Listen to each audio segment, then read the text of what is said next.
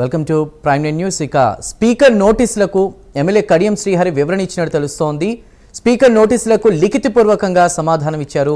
తాను కాంగ్రెస్లో చేరలేదని కడియం స్పష్టం చేశారు. పార్టీ మారన్నది అబద్ధమని, తాను బీఆర్ఎస్ సభ్యత్వం రద్దు చేసుకోలేదన్నారు. కాంగ్రెస్ పార్టీ సభ్యత్వం తీసుకోలేదని, కాంగ్రెస్లో చేరతానని ఎక్కడా చెప్పలేదన్నారు కడియం.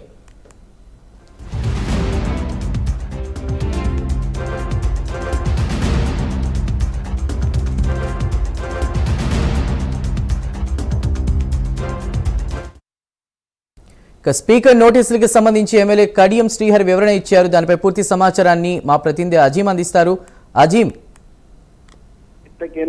స్పీకర్ నోటీసులకు శేషన్ గన్పూర్ ఎమ్మెల్యే కడియం శ్రీహరి ఏదైతే రిప్లై ఇవ్వడం జరిగింది. ఇప్పటికే కడియం శ్రీహరికి స్పీకర్ 2-3 సార్లు ఏదైతే నోటీసులు పంపారు. నోటీసు పంపిన ప్రతిసారి కూడా కడియం శ్రీహరి తనకు మరింత సమయం కావాలని చెప్పి ఏదైతే స్పీకర్ ని కోరడం జరిగింది. అయితే ఈ రోజు మనం చూసాం ఏదైతే 5 ఎమ్మెల్యేలకు సంబంధించిన విషయంలో ఏదైతే స్పీకర్ ఒక తీర్పుని ఇచ్చారు. వారంతా 5 కూడా ఏదైతే ఆ నియోజకవర్గ శాసన సభ్యులుగానే కొనసాగుతారని చెప్పి అలా తీర్పు ఇచ్చారు. లేదో తీర్పు ఇచ్చిన కొద్ది క్షణంలోనే ఏదైతే కడియం శ్రీహరి ఇచ్చినటువంటి నోటీసులు కూడా ఏదైతే రావడం జరిగింది. అయితే కడియం శ్రీహరిపై పార్టీ ఫిరాయించినట్టు వివేకానంద గౌడ్ బీఆర్ఎస్ ఎమ్మెల్యే ఏదైతే పిటిషనర్ గా తనపై ఫిర్యాదు చేశారు స్పీకర్ కి. దీంతో స్పీకర్ మీపై ఎలాంటి ఫిర్యాదు వచ్చింది, దీనికి మీరు రిప్లై ఇవ్వాలని చెప్పి కూడా నోటీస్ ఇచ్చారు. సో ఈ రిప్లైపై కడియం శ్రీహరి రిప్లై ఇస్తే చాలా క్లియర్ గా క్లారిటీగా దాంట్లో కొన్ని 3 అంశాలు చాలా క్లియర్ గా మెన్షన్ చేశారు. నేను బీఆర్ఎస్ పార్టీ సభ్యత్వానికి రాజీనామా చేయలేదు, నాది రద్దు చేయలేదు.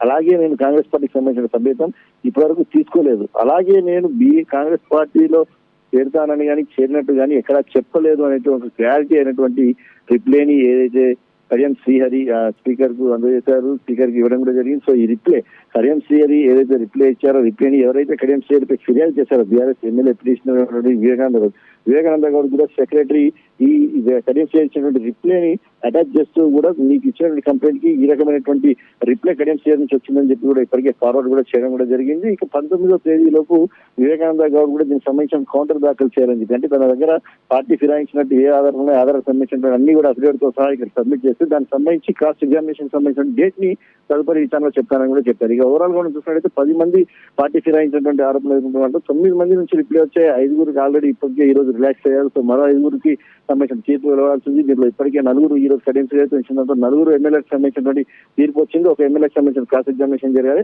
సో వీరికి సంబంధించిన తీర్పు కూడా త్వరలోనే వస్తుందని కూడా మనం తెలుసు ఏదైతే అర్థమవుతుంది. సో దానం నాయందర్ హైదరాబాద్ ఎమ్మెల్యే సంబంధించినటువంటి విషయంలోనే ఇంకా స్పీకర్ సంబంధించిన నోటీసులకు రిప్లై రాలేదు. మరి దీనిపై దానం నాయందర్ రిప్లై వస్తుందా లేదు? ఎందుకంటే దానం నాయందర్ బీఆర్ఎస్ పార్టీలో ఎమ్మెల్యేగా గెలిచి కాంగ్రెస్ పార్టీ బీఫామ్ పై ఎంపీగా పోటీ చేశారు కాబట్టి మరి రిప్లై ఇస్తారా, రాజీనామా చేస్తారా, స్పీకర్ అనర్హత వేస్తారా అనే అంశంతో చూడాల్సి ఉంటుంది. సో దీనిపై కేవీ వివేకానంద గారు కూడా ఎలాంటి కౌంటర్ కరెంట్ రిప్లైకి దాఖలు చేస్తారో కూడా చూడాల్సి ఉంటుంది.